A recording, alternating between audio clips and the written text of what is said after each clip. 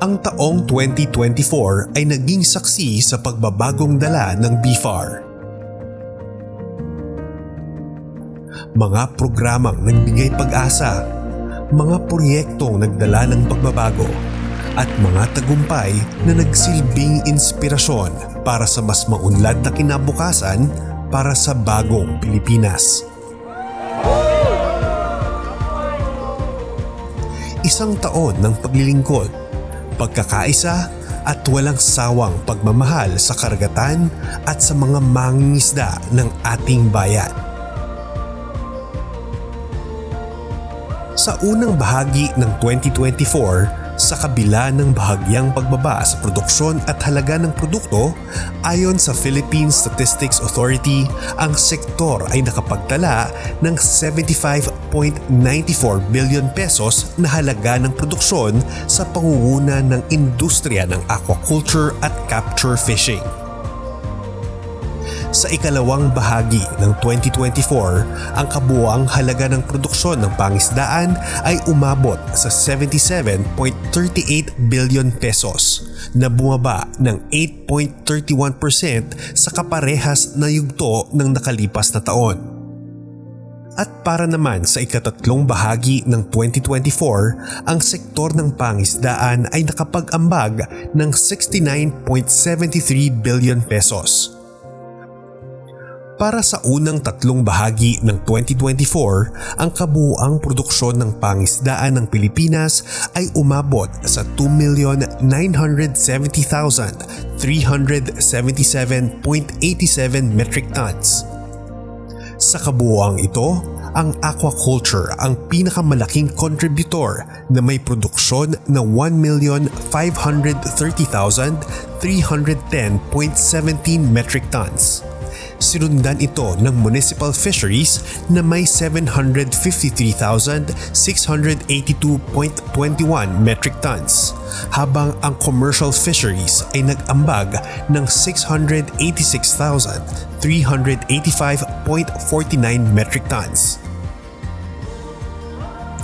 Naninindigan ang BFAR para sa proteksyon ng yamang dagat ng Pilipinas sa pamamagitan ng siyentipikong pananaliksik, maayos na pamamahala at makikipagdialogo. Isinusulong ang balanseng paggamit at pangangalaga ng yamang karagatan. Sa nakaraang taon, pinangunahan ng Pilipinas ang ilang importanteng pagpupulong kung saan iba't ibang bansa ang nagpadala ng delegasyon upang talakayin ang mga mahalagang isyung may kinalaman sa yamang katubigan at ang magkabahaging responsibilidad ng mga komunidad na bansa.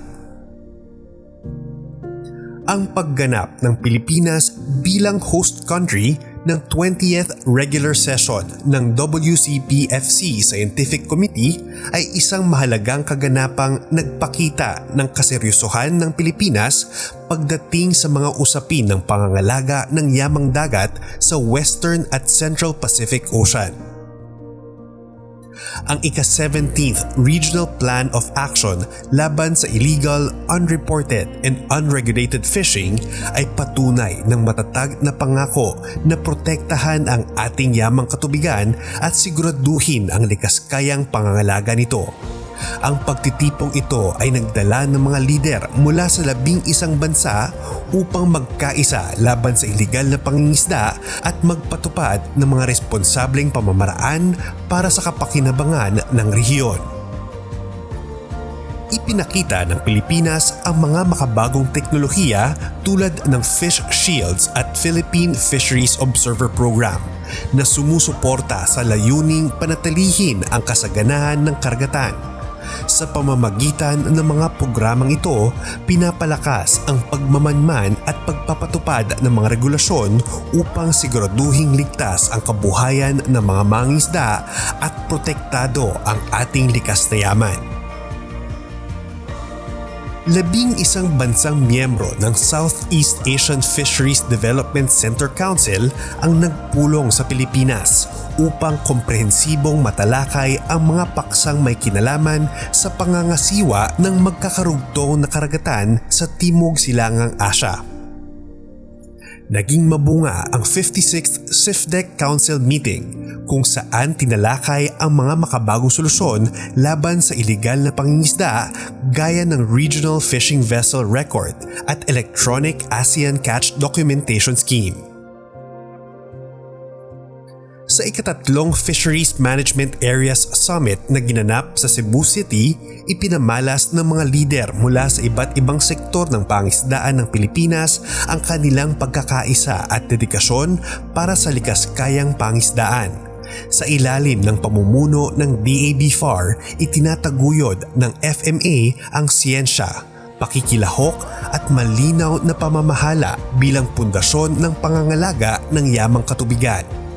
Sa kasalukuyan, ang lahat na 12 FMA Board at Scientific Advisory Group sa bansa ay ganap nang naitatag at patuloy na nagtutulungan ang mga lokal na pamahalaan, enforcement bodies at iba pang stakeholders para labanan ang iligal na pangingisda at itaguyod ang responsabling pangisdaan.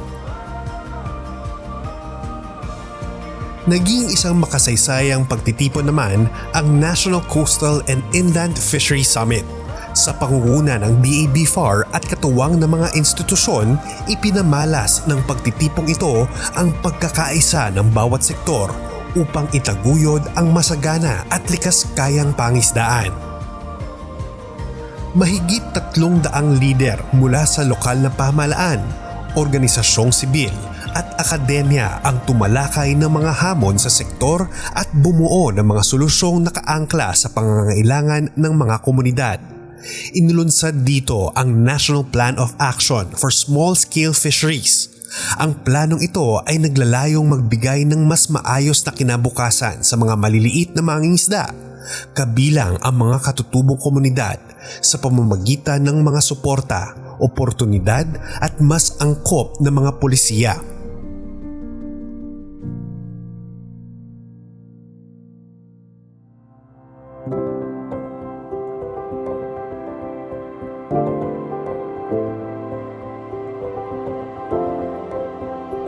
Sa pamamagitan ng pagpapalakas ng aquaculture at pagsuporta sa mga mangingisda, layunin ng BFAR na mapataas ang produksyon ng isda at tiyakin ang sustainableng pamamahala ng yamang katubigan. Ang modernisasyon ng teknolohiya, hatchery facilities at edukasyon para sa komunidad ay nagbubukas ng mas malalaking oportunidad para sa sektor ng pangisdaan. Para sa BFAR, ang kaunlaran sa pangisdaan ay hindi lamang para sa ngayon. Ito ay pundasyon ng mas masaganang hinaharap para sa bawat Pilipino. Ang National Plan of Action for Small-Scale Fisheries o NPAO-SSF ay isang pangako, isang hakbang upang itaas ang kabuhayan ng mga mangingisda at pangalagaan ang karagatan. Layun nitong bigyang lakas ang mga mangingisdang Pilipino sa pamamagitan ng makabagong teknolohiya, patas na oportunidad at likaskayang pamamahala sa yaman ng dagat. Higit pa rito, ito ay simbolo ng pagkakaisa, isang sama-samang pagkilos ng pamahalaan, mga katuwang at mga mangingisda upang mag-iwan ng mas maliwanag na kinabukasan para sa ating lahat. Sama-sama, abutin natin ang mas masaganang bukas para sa ating karagatan at bayan. Ang paglulunsad ng National Aquaculture Development and Management Plan para sa taong 2025 hanggang 2030 ay isang makasaysayang hakbang tungo sa mas masaganang hinaharap ng sektor ng aquakultura ng Pilipinas. Sa pangunguna ng DAB-FAR, ang planong ito ay naglalayong gawing likaskaya, produktibo at may kakayahang makipagsabayan sa pangdaigdigang merkado ang industriya habang isnasa alang-alang ang pagpapanatili ng integridad ng kalikasan at kabuhayan ng mga mangingisda. Sa lalawigan ng Aurora, 2 makasaysayang inisyatiba ang naisakatuparan tungo sa sustainable aquaculture development. ang pagbubukas ng satellite community-based larval rearing facility sa Dipaculao at aquafeed mill sa Baler. Pinaigting ng proyektong ito ang kakayahan ng fish farming sector habang sabay na ipinapatupad ang good aquaculture practices.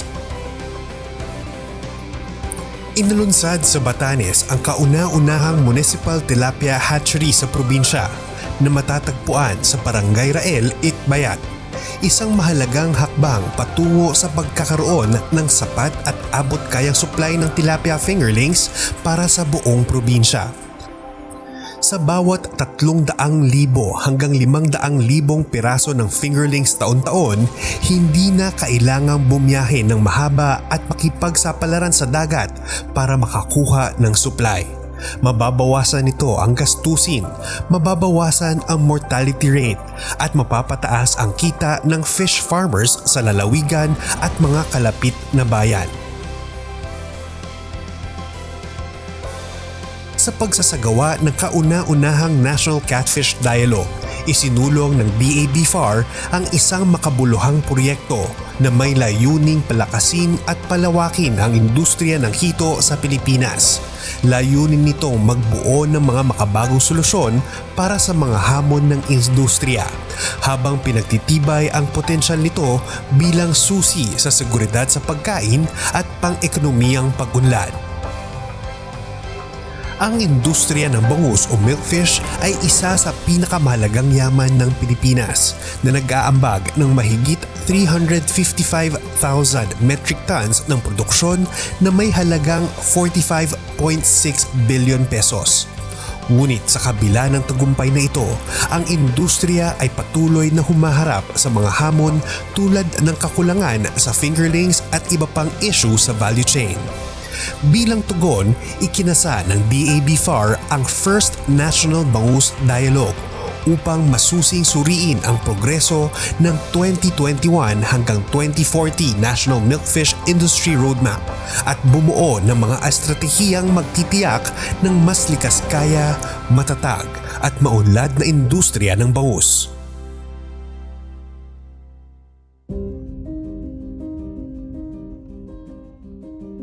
Sa pamamagitan ng pagbibigay ng makabagong kagamitan, pagsasanay at suporta, sinuklian ng BFAR ang kasipagan ng mga mangingisdang Pilipino upang mapabuti ang kanilang kabuhayan. Upang mas maunawaan ang kahalagahan ng Fish Corp bilang isang bagong proyekto, pinamunuan ng BFAR ang Fish Corp Talakayan. Gamit ang tradisyonal na pamamaraan ng komunikasyon, ipinaliwanag ang kahalagahan ng nasabing proyekto sa karagatan at kabuhayan ng mga taong umaasa mula rito. Taong 2024 din nang inulunsad ng BFAR ang Layag West Philippine Sea o Livelihood Activities to Enhance Fisheries Yields and Economic Gains from the West Philippine Sea. Isang napapanahong tugon upang mas malinang ang yaman ng West Philippine Sea na isa sa pangunahing pinagkukunan ng kabuhayan ng libo-libong mangingisdang Pilipino.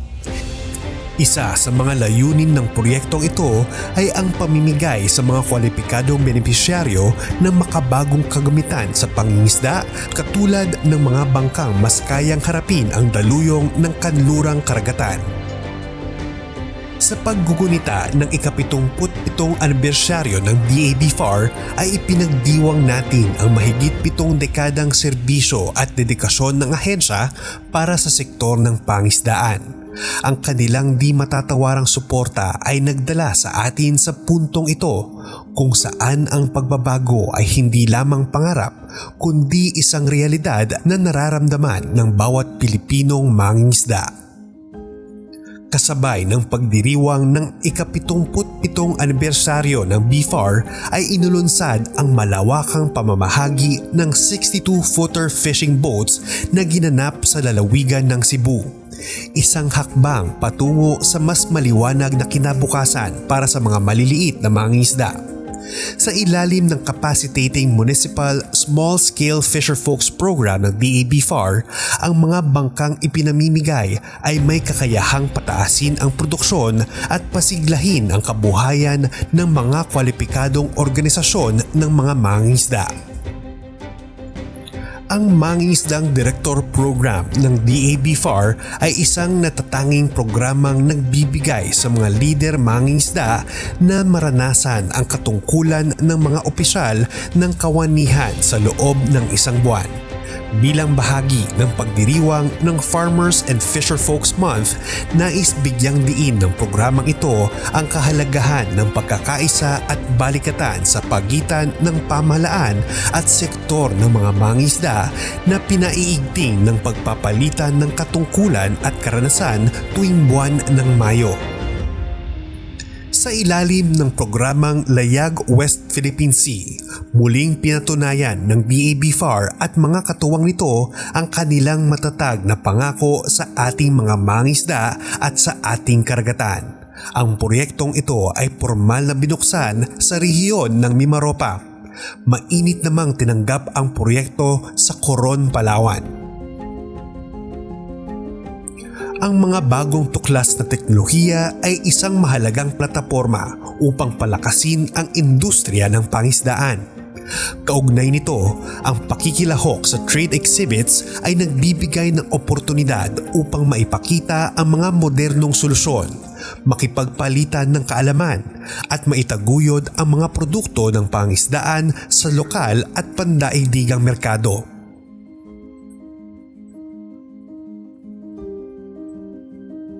Ang kamalayan at edukasyon ay pundasyon ng mas maayos na pamamahala ng ating yamang dagat. Sa pamamagitan ng advocacy campaigns at educational programs, layunin ng BFAR na ipalaganap ang kaalaman sa sustainableng pangingisda at pangangalaga ng karagatan. Ang pagsasagawa ng Industry Congress ay nagbibigay daan upang pagsamahin ang mga mangingisda, eksperto at mga stakeholders sa talakayan sa mahahalagang issue, makabagong teknolohiya at mga polisiya na makakatulong upang maiangat ang industriya ng pangisdaan sa bansa.